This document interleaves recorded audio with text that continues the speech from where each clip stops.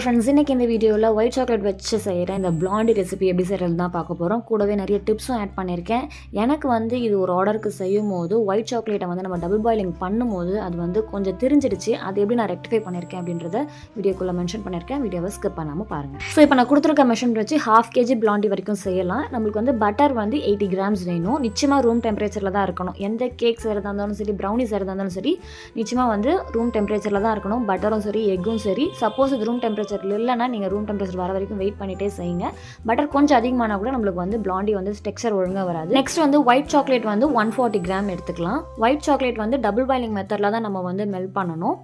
Double boiling மெத்தடுன்றது என்னென்னா, கீழே சுடு தண்ணியை கொதிக்க வச்சுட்டு மேலே அந்த வேப்பரில் தான் நம்ம ஃபுல் அண்ட் ஃபுல் இந்த பட்டரையும் ஒயிட் சாக்லேட்டையும் போட்டு நல்லா இந்த மாதிரி மெல்ட் பண்ணி எடுத்துக்கணும். நீங்கள் இந்த மெத்தட் ட்ரை பண்ணலாம். அப்படி இல்லை நீங்கள் பிகினராக இல்லை அப்படின்ற பட்சத்தில் ஓடிஜியில் இதே மிக்சர், அதாவது வெண்ணெயையும் ஒயிட் சாக்லேட்டையும் ஒரு 2 to 3 minutes வரைக்கும் நீங்கள் மெல்ட் பண்ணி எடுத்துக்கலாம். அதுக்கு மேலே வைக்காதீங்க. நான் நெக்ஸ்ட் பேட்ச் பிளாண்டி செய்யும் போது தெரியாதனமாக டபுள் பாயிலிங்லேயே கொஞ்சம் நேரமாக விட்டுட்டேன். ஸோ நம்மளுக்கு எப்படி ஆயிடுச்சுன்னா, ஒயிட் சாக்லேட்டும் வெண்ணெயும் ஒரு மாதிரி தனித்தனியாக திரிஞ்சு போன மாதிரி கிடச்சிருச்சு.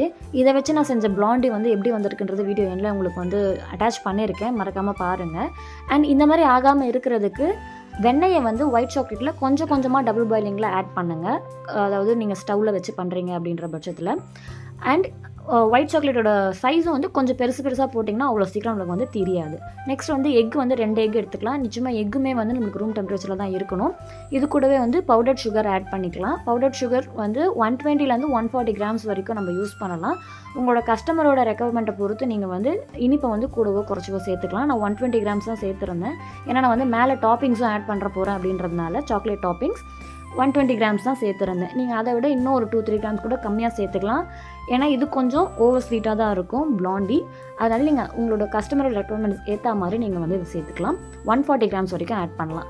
அண்ட் இதுக்கு பீட்டர் வேணும்னு அவசியம் கிடையாது. விஸ்க் வச்சே கூட பீட் பண்ணலாம். கொஞ்சம் கொஞ்சமாக பவுடர் சுகரை சேர்த்து இப்போ நான் பீட் பண்ணுற மாதிரி பீட் பண்ணிக்கோங்க. இது கூடவே வெனிலா எசன்ஸும் 2 pinch சால்ட்டும் சேர்த்து லைட் எல்லோயிஷ் கலர் வர வரைக்கும் நீங்கள் பீட் பண்ணால் போதும். அண்ட் பீட்டிங் நார்மல் பீட்டிங்கே பண்ணலாம். கட் அண்ட் ஃபோல்ட் மெத்தட் தான் இருக்கணுன்ற அவசியம்லாம் கிடையாது. நார்மல் பீட்டிங்கே ஓகே. ஒரு 1 kg வரைக்கும் ப்ரௌனியை நீங்கள் நார்மல் பீட்டர் வச்சே பண்ணலாம். அதுக்கு மேலே போனால் தான் நம்மளுக்கு விஸ்க் வச்சு பீட் பண்ணுற மாதிரி இருக்கும். இந்த மாதிரி முட்டையோட எல்லோ கலர் டார்க் எல்லோலேருந்து ஒரு மாதிரி லைட் பேல் எல்லோவாக மாறுற வரைக்கும் பீட் பண்ணால் போதும். ஹேண்ட் விஸ்க்லேயும் நார்மலாகவே பீட் பண்ணி எடுத்துடலாம். ரொம்ப ஃப்ளஃபி ஆகணும்னு அவசியம் கிடையாது. இதெல்லாம் பீட் பண்ணிட்ட பிறகு நம்ம உருக்கி வச்சுருந்த டபுள் பாயிலிங்கில் மெல்ட் பண்ண சாக்லேட் பேட்டர், அதாவது சாக்லேட் பட்டர் பேட்டரை நீங்கள் இது கூட சேர்த்து இன்னும் நல்லா பீட் பண்ணி எடுத்துக்கலாம். இது கூட பட்டர் தான் சேர்க்கணும்னு அவசியம் இல்லை. நம்ம ஆயில் கூட சேர்த்துக்கலாம். பட் நம்மளுக்கு டேஸ்ட் நிச்சயமாக மாறும். அண்ட் ட்ரைனஸும் கொஞ்சம் இருக்கலாம். பட்டர் இருந்தால் ரொம்ப சாஃப்டாக இருக்கும், ஃப்ளேவர் நல்லாயிருக்கும். ஆயில் இருந்தால் நிச்சயமாக உங்களுக்கு டேஸ்ட் டிஃப்ரென்ஸ் இருக்கும். நம்ம இந்த டபுள் பாயிலிங்கில் மெல்ட் பண்ண இந்த சாக்லேட்டை சேர்க்க நம்மளுக்கு கட்டி கொடுக்கும். கொஞ்சம் கட்டி இருக்கும் தான். அதை நல்லா மிக்ஸ் பண்ணி எடுத்துக்கலாம். இப்போ மைதாவையும் மில்க் பவுடரையும் இதில் ஜலிச்சு சேர்த்துக்கலாம். மைதா 90 grams எடுத்திருக்கேன். மில்க் பவுடர் 10 grams எடுத்திருக்கேன். ஸோ அந்த மில்க் பவுடர் சேர்க்கும் போது நமக்கு அந்த நல்ல ஒரு ஃப்ளேவரும் டேஸ்ட்டும் ரொம்ப சூப்பராக இருக்கும். நிச்சயமாக மில்க் பவுடர் கொஞ்சம் கட்டியாக இருக்கும். அதனால் நீங்கள் 1க்கு 2 வாட்டி இதை நல்லா ஜலிச்சு எடுத்துக்கோங்க. நான் டேரெக்டாக ஒரே ஒரு வாட்டி மட்டும் ஜலிச்சு சேர்த்துக்கிட்டேன். இப்போ இந்த மிக்சிங் நம்ம கட் அண்ட் ஃபோல்ட் மெத்தடில் தான் பண்ணணும் அவசியம் கிடையாது. நீங்கள் நார்மலாகவே பண்ணலாம். நான் சேஃபாக சைடு கட் அண்ட் ஃபோல்ட் மெத்தடில் பண்ணேன். எனக்கு அது கொஞ்சம் ஈஸியாக இருக்கும். நீங்கள் நார்மலாகவே கூட ஒரே டைரெக்ஷனில் நீங்கள் மிக்ஸ் பண்ணி எடுத்துக்கோங்க. அதுவே போதுமானது. இது நல்லா மிக்ஸ் ஆகிற வரைக்கும் நல்லா மிக்ஸ் பண்ணிவிட்டு நீங்கள் ஸ்பேட்சில் வச்சு யூஸ் பண்ணிக்கோங்க. ஸோ ஸ்பேட்சில் வச்சு யூஸ் பண்ணிங்கன்னா கொஞ்சம் பேட்டர் கூட நம்ம வேஸ்ட் பண்ணக்கூடாது. எல்லாமே கேக் டின்க்கு ட்ரான்ஸ்ஃபர் ஆகிற மாதிரி பார்த்துக்கோங்க. நான் 7 inch கேக் டின் தான் எடுத்திருக்கேன். இதுக்கு நம்மளோட கேக் டின்னோட சைஸை பொறுத்து நம்மளுக்கு பேக்கிங் டைம் மாறுபடும். ஸோ அதனால் இதில் மென்ஷன் பண்ணியிருக்கேன். 7 inch கேக் டின் எடுத்துகிட்டு பார்த்தீங்கன்னா உங்களுக்கு தெரிஞ்சிருக்கும், ரிப்பன் கன்சிஸ்டன்சியில் தான் இருந்திருக்கும். இந்த மாதிரி டேப் பண்ணிவிட்டு ஒரு டூத்பிக் வச்சு நல்லா நீங்கள் ஸ்வர்ல் பண்ணி விட்டுடுங்க. நான் மேலே டாப்பிங்ஸ்க்கு மில்க் சாக்லேட்டும் டார்க் சாக்லேட்டும் இதில் ஆட் பண்ணியிருக்கேன். ஸோ நீங்கள் இது ஆட் பண்ணுறீங்கன்னா நான் ஆல்ரெடி சொல்லியிருந்த மாதிரி சுகரோட குவான்டிட்டியை கொஞ்சம் ஒரு 5 to 10 grams கம்மி பண்ணிக்கலாம். நீங்கள் நல்லாவே ஸ்வீட் சாப்பிடுவீங்க அப்படின்ற பட்சத்தில் ஒரு பீஸ் 2 பீஸ் கொஞ்சம் ஓகே அப்படின்னா நீங்கள் டாப்பிங்ஸ் இன்னுமே கொஞ்சம் நிறைய பண்ணிக்கலாம். ஓவர்லோடட் பிளாண்டின்ற மாதிரி இந்த பிளாண்டி கொஞ்சம் ஸ்வீட் அதிகமாக தான் இருக்கும். ஸோ நம்ம ஒரு 1 or 2 பீசஸ் சாப்பிட்டா கூட நம்மளுக்கு ஃபில்லிங்காக இருக்க மாதிரி இருக்கும்.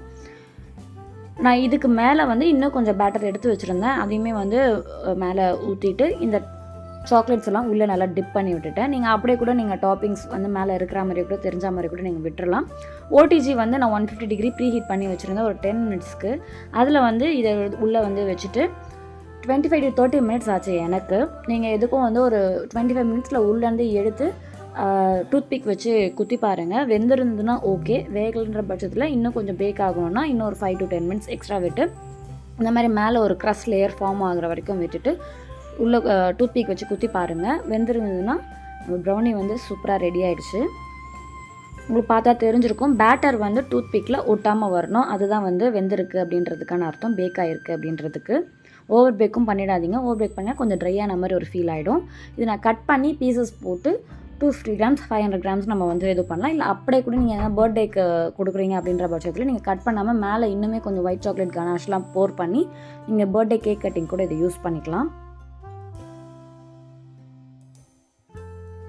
இந்த பிளாண்டி ரெசிபி பிடிச்சிருக்குன்னு நினைக்கிறேன். பிடிச்சிருந்தா மறக்காமல் சேனலை சப்ஸ்கிரைப் பண்ணிக்கோங்க. நான் ஆல்ரெடி சொல்லியிருந்த மாதிரி நான் ஒரு ஆர்டருக்கு செய்யும் போது என்னோடய ஒயிட் சாக்லேட் டபுள் பாயிலிங் பண்ணும்போது இந்த மாதிரி தெரிஞ்சிடுச்சு. ஸோ அதை வந்து நான் வந்து வச்சு திருப்பி பிளாண்டி செஞ்சுருந்தேன். மிக்ஸ் பண்ணும்போது கொஞ்சம் கட்டி வந்து கொஞ்சம் அதிகமாக இருந்த மாதிரி இருந்தது. அதை ஃபஸ்ட்டு நான் என்ன பண்ணேன், ஜஸ்ட் ஒரு 2 ட்ராப்ஸ் பால் மட்டும் ஊற்றி மிக்ஸ் பண்ணி பார்த்தேன். அது மிக்ஸ் ஆகலை. பட் ப்ரௌனின்றதுனால நான் வந்து தைரியமாக வந்து அந்த பேட்டரில் வந்து அதை ஊற்றி நான் மிக்ஸ் பண்ணேன். கொஞ்சம் கட்டி அதிகமாகவே தெரிஞ்ச மாதிரி இருந்து கட்டி, அதாவது அதோட அந்த கன்சிஸ்டன்சி கொஞ்சம் கட்டித்தன்மை வந்து கொஞ்சம் அதிகமாக இருந்த மாதிரி இருந்துச்சு. பட் நான் வந்து நார்மலாக எப்படி இப்போ நான் இந்த ரெசிபி சொல்லியிருந்த மாதிரி அதே ரெசிபியை வந்து ஃபாலோ பண்ணி பிளாண்டி செஞ்சு எடுத்துருந்தேன். எனக்கு அவுட்புட் நல்லாவே இருந்தது, ஒரு பிரச்சனையும் இல்லை. அதனால் நீங்களும் வந்து பயப்படாமல் வந்து சப்போஸ் டபுள் பாயிலிங் பண்ணும்போது சாக்லேட் வந்து திரிஞ்சு நம்மளுக்கு வெண்ணையும் சாக்லேட்டும் தனித்தனியாக வந்துருச்சுன்னா நீங்கள் வந்து தாராளமாக பிளாண்டி செய்யாமல் அதை வந்து வேஸ்ட் பண்ணணுன்ற அவசியம் இல்லை.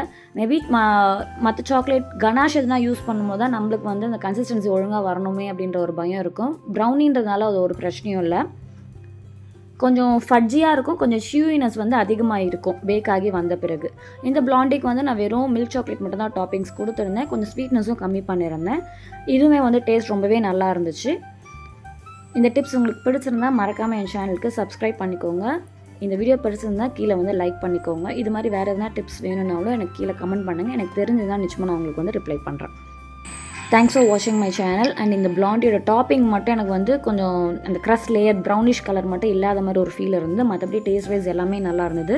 தேங்க்ஸ் ஃபார் வாட்சிங்.